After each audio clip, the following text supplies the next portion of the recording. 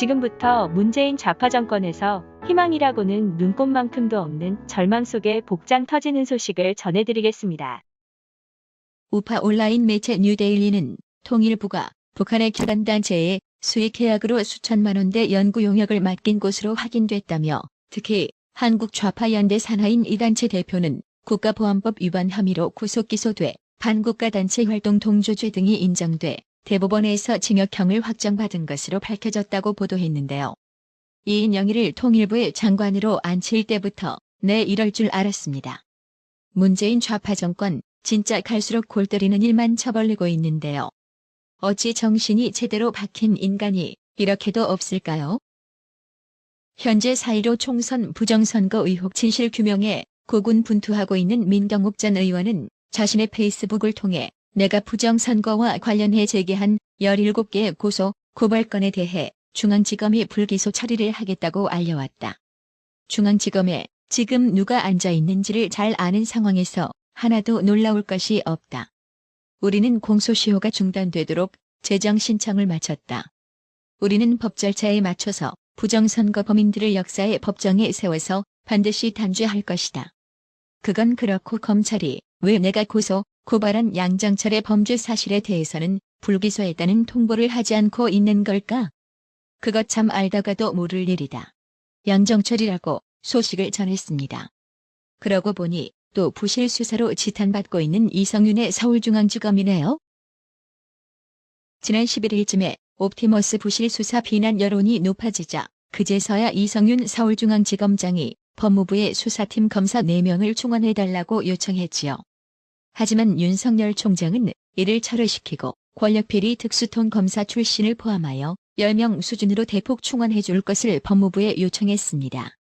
하지만 추미애의 법무부는 윤석열 총장이 요구한 충원 인원 절반 수준인 5명만 승인했습니다. 이런 일련의 과정만 봐도 과연 문재인 좌파 정권의 사법부가 옵티머스 사건을 제대로 수사할 의지나 있을까요? 오죽했음 검찰 안팎에서조차 이성윤 지검장의 수사 의지가 여전히 의심된다는 시각이 나옵니다. 올 6월 수사 착수 이후 4개월간 옵티머스 관련 정관계 연루 의혹에 대해 별다른 수사를 하지 않다가 로비 내용이 담긴 문건이 공개된 최근에야 본격적인 수사에 나섰기 때문입니다. 이성윤 서울중앙지검장에 대한 대검 수뇌부의 불신 또한 여전하다고 합니다. 증원된 수사팀으로도 정관계 연루 의혹 등이 제대로 규명되지 않을 경우 윤석열 총장의 특별수사본부 설치 건의를 추미애 법무부 장관이 거부하기 어려울 것이라는 전망도 나오고 있습니다. 지금 정치권에선 옵티머스 사건이 정관계 로비 의혹으로 번질 조짐을 보이자 다급했는지 울산시장 청와대 선거 개입 의혹 사건이나 유재수 감찰 무마 사건의 침묵을 지키던 문재인이 느닷없이 등장해서는 라임, 옵티머스 수사 적극 협조하라고 밝혔는데요. 아니 그렇다면 왜 청와대는 앞서 지난 7월 검찰이 라임 사건과 관련해 이강세 전 스타모빌리티 대표가 청와대를 출입한 기록 등을 요청하자 공공기관 정보공개법 구조를 근거로 왜 거부했나요? 이러니 야당에서 해당 사건이 권력형 게이트로 비화될 조짐에 따라 특검 도입을 촉구하자 사전 진화에 나선 것이라는 분석이 나오는 거 아니겠어요? 좌파 정치권 민주당 역시 라임, 옵티머스는 그냥 금융사기일 뿐 권력형 게이트 아니다라며 검찰 수사 결과를 지켜보자는 말로 야당이 요구하는 특검 주장을 무마시키려고 잔대가리를 빡빡 쳐 굴리는데요. 아니, 수사도 제대로 안 했는데 라임, 옵티머스가 그냥 금융사기인지 권력형 게이트가 아닌지를 어찌 아나요? 진짜 이 정도면 염치 따위 없는 좌파 정권, 좌파 정치권이라고 해도 과언이 아닐 겁니다. 애초 검찰 수사 결과를 지켜보자는 말은 수사 중인 검찰 인사조직을 해체시키지 말고 주장해야 그나마 설득력 있게 들리는 건데 추미애를 앞세워 검찰대 학살해놓고는 그것도 지금 옵티머스 수사에 절대적으로 필요한 증권범죄 합수단을 완전 해체시켜놓고는 이제 와서 무슨 검찰 수사 결과를 지켜보자는 헛소리를 해대는지 모르겠습니다. 그러니 검찰 너거편 심어놓고 이제 안심이라도 되는 모양이라는 비아냥 소리가 국민들 입에서 쳐나오는 겁니다. 이와 관련 조선일보는 청와대 민정수석실이 비리 소굴인 나라라는 제목의 사설을 통해 청와대 수석 비서관 등의 비위를 상시 감찰하는 기구인 특별감찰관이라도 있었다면 민정수석실을 견제했겠지만 문재인은 임기 4년이 되도록 임명조차 하지 않는다. 분명한 위법인데도 깔아뭉갠다.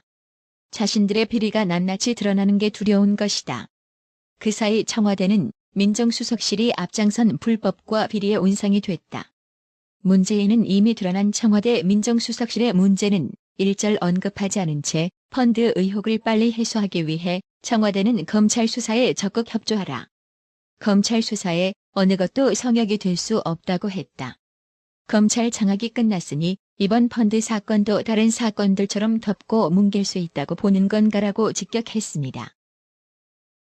조선일보 양상훈 주필은 문재인 정권 사람들은 불법 비리가 드러나면 도리어 화내고 눈부라린다. 그런데 최근엔 여당 정치인들만이 아니라 판사, 검사, 관료, 군인들도 이 절면피 행태에 가세하고 있다. 판사, 검사, 관료, 군인은 늘 정권의 눈치를 보지만 최소한의 양심은 있었다. 그런데 지금은 그마저 없다.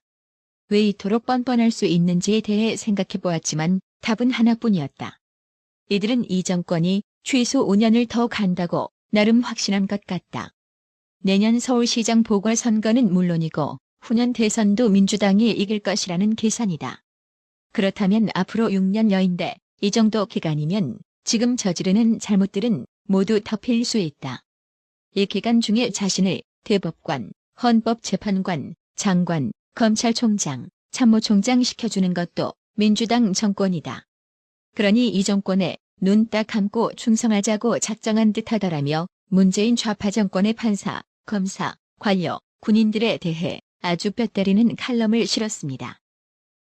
검언 유착과 관련하여 한동훈 검사장은 지난 8월 자신이 현재 구속 수감 중인 채널A 이동재 전 기자가 지난 총선을 앞두고 공모했다는 스모킹건, 즉 결정적 증거가 나왔다고 오보를 낸 KBS에 대해 서울남부지법에 5억 원대의 손해배상 청구 소송을 제기했었습니다. 그 대상으로는 해당 기사를 보도한 기자 및 법조 반장, 팀장, 사회부장, 보도본부장 등이 포함됐습니다. 그런데 14일 국민의힘 허은하 의원실에 따르면 KBS는 이 소송과 관련해 최근 법무법인 AKB 소속 변호사 4명을 변호인으로 선임한 것으로 확인됐습니다. 법무법인 AKB는 최근 주요 진여 인사들의 사건 등에 빠짐없이 이름을 올리고 있습니다. 이게 뭐가 문제냐고 할지 모르겠지만 아니 KBS 기자가 오본해서 소송당한 건데 왜 KBS에서 변호사 비용을 부담하는 거죠? KBS는 국민 돈으로 운영되는 방송사인데 말입니다. 이러려고 KBS가 수신료 인상해달라고 지랄했던가요?